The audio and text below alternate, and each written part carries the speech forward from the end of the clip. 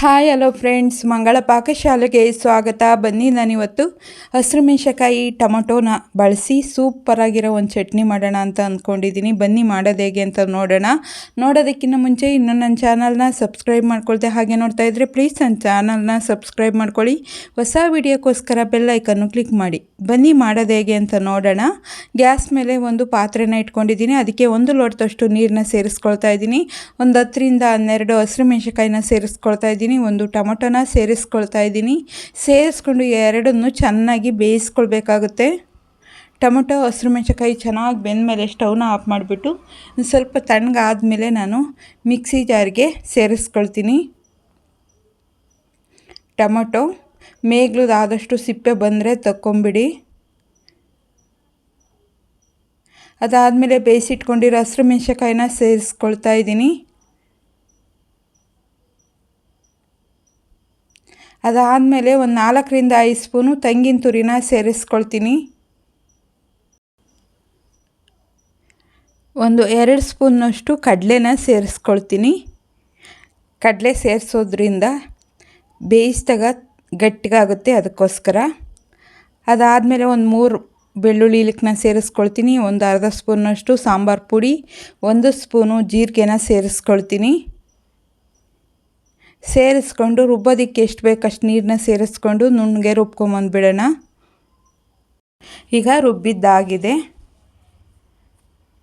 ಇದಕ್ಕೆ ಒಗ್ಗರಣೆ ಮಾಡಿಕೊಳ್ಳೋಣ. ಗ್ಯಾಸ್ ಮೇಲೆ ಬಾಣಲಿ ಇಟ್ಕೊಂಡಿದ್ದೀನಿ. ಬಾಣಲಿ ಚೆನ್ನಾಗಿ ಕಾದ್ಮೇಲೆ ಒಂದು 2 ಸ್ಪೂನು ಎಣ್ಣೆನ ಸೇರಿಸ್ಕೊಳ್ಳೋಣ. ಎಣ್ಣೆ ಚೆನ್ನಾಗಿ ಕಾದ್ಮೇಲೆ 1/4 ಸ್ಪೂನ್ ಸಾಸಿವೆ, 1/4 ಸ್ಪೂನ್ ಜೀರಿಗೆನ ಸೇರಿಸ್ಕೊಳ್ತೀನಿ. ಸಾಸಿವೆ ಜೀರಿಗೆ ಚೆನ್ನಾಗಿ ಚಟಪಟ ಅಂದಮೇಲೆ ಕಡಲೆಬೇಳೆನ ಸೇರಿಸ್ಕೊಳ್ತಾ ಇದ್ದೀನಿ.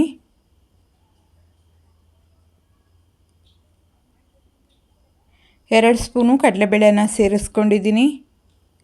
ಅದಾದಮೇಲೆ ನಾನು ಹೆಚ್ಚಿಟ್ಕೊಂಡಿರೋ ಈರುಳ್ಳಿನ ಸೇರಿಸ್ಕೊಳ್ತೀನಿ.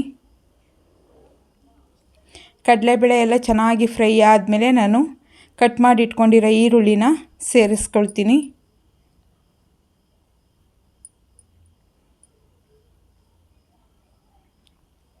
ಒಂದು ಗೆಡ್ಡೆ ಈರುಳ್ಳಿನ ಕಟ್ ಮಾಡಿ ಇಟ್ಕೊಂಡಿದ್ದೆ, ಅದನ್ನು ಸೇರಿಸ್ಕೊಳ್ತಾ ಇದ್ದೀನಿ. ಅದಾದಮೇಲೆ ಕರಿಬೇವನ್ನ ಒಂದು ಸ್ವಲ್ಪ ಸೇರಿಸ್ಕೊಳ್ತೀನಿ. ಸೇರಿಸ್ಕೊಂಡು ಸಾಫ್ಟ್ ಆಗೋವರೆಗೂ ಚೆನ್ನಾಗಿ ಬೇಯಿಸ್ಕೊಳ್ಳೋಣ.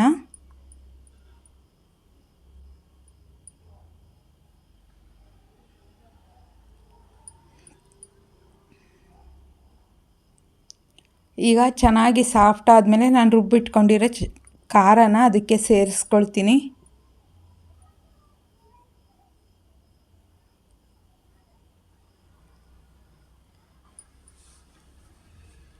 ಅದಾದಮೇಲೆ ಮಿಕ್ಸಿ ಜಾರ್ಗೆ ಒಂದು ಸ್ವಲ್ಪ ನೀರನ್ನ ಸೇರಿಸ್ಕೊಂಬಿಟ್ಟು ಅದನ್ನು ಒಂದು ಸ್ವಲ್ಪ ಸೇರಿಸ್ಕೊಂಡು ಚೆನ್ನಾಗಿ ಒಂದು ಸಲ ಮಿಕ್ಸ್ ಮಾಡ್ಕೊಳ್ಳೋಣ.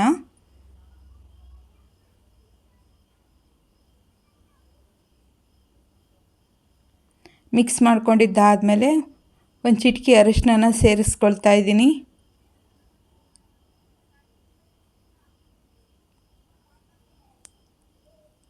ಸೇರಿಸ್ಕೊಂಡು ಚೆನ್ನಾಗಿ ಒಂದು ಸಲ ಮಿಕ್ಸ್ ಮಾಡ್ಕೊಳ್ಳೋಣ.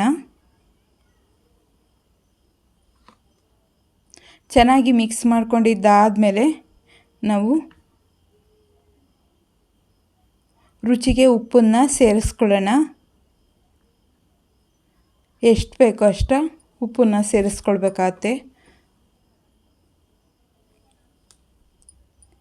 ರುಚಿಗೆ ಎಷ್ಟು ಬೇಕಷ್ಟು ಉಪ್ಪನ್ನು ಸೇರಿಸ್ಕೊಂಡು ಒಂದು ಸಲ ಚೆನ್ನಾಗಿ ಮಿಕ್ಸ್ ಮಾಡ್ಕೊಳ್ಳೋಣ.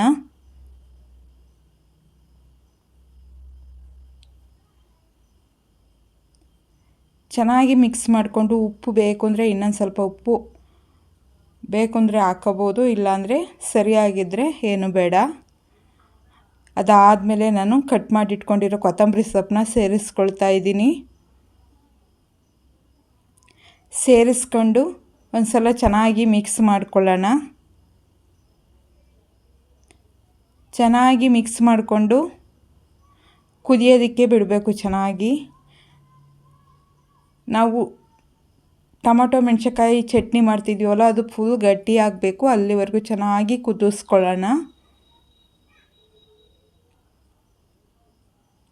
ಒಂದು ಮೀಡಿಯಮ್ ಅದಕ್ಕೆ ಬರೋವರೆಗೂ ಕುದಿಸ್ಕೊಳ್ಬೇಕಾಗುತ್ತೆ. ಈಗ ಕುದೀತಾ ಇದೆ. ನೋಡಿ ಇಷ್ಟು ಬರಬೇಕು. ತಣ್ಣಗಾದ್ಮೇಲೆ ಇನ್ನೂ ಗಟ್ಟಿಗಾಗುತ್ತದು. ಕಡಲೆ ಎಲ್ಲ ಹಾಕಿರೋದ್ರಿಂದ ಪೂರ್ತಿಯಾಗಿ ತಣ್ಣಗಾದ್ಮೇಲೆ ಅದು ಇನ್ನೂ ಗಟ್ಟಿಗೆ ಬರುತ್ತೆ.